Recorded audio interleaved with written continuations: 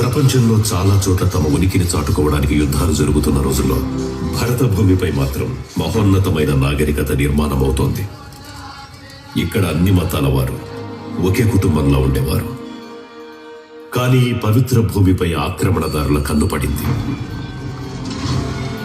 16వ శతాబ్దంలో పానిపట్ యుద్ధంలో గెలిచి ఢిల్లీ కోటపై ముఘల్ సుల్తాన్ల జెండా రెపరెపలాడింది. ఆ సమయంలో ఎందరో రాజులు కొన ఊపిరితో కొట్టుమిట్టాడుతున్న తమ రాజ్యాన్ని కాపాడుకోవడంలో నిమగ్నమయ్యారు. అప్పటి నుండి మరో 100 సంవత్సరాల వరకు భరత భూమిపై ముఘల్ సుల్తాన్ల అక్రమాలను ఏ రాజు అరికట్టలేకపోయాడు.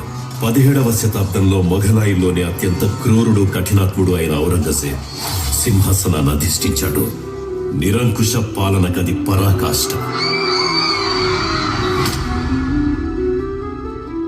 ఈ భూమిపై అన్యాయం అధర్మం విజృంభించిన ప్రతిసారి ఈ భూమాతను కాపాడడానికి ఓ మహాపురుషుడు అవతరిస్తాడు.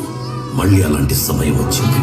సాక్షాత్తు ఆ భవానీ పరమేశ్వరుల అంశతో మాత జిజావు గర్భాన షహాజీ భోన్స్లే వంశంలో ఉదయించాడు మహానుభావుడు. ఈ నేలను ఔరంగజేబ్ జులుం నుంచి రక్షించడానికి హిందవీ స్వరాజ్య జ్యోతిని వెలిగించి మరాఠా సామ్రాజ్యాన్ని స్థాపించాడు. మన భరత భూమిగాంచిన మహానాయకుడు ఛత్రపతి శివాజీ మహారాజ్.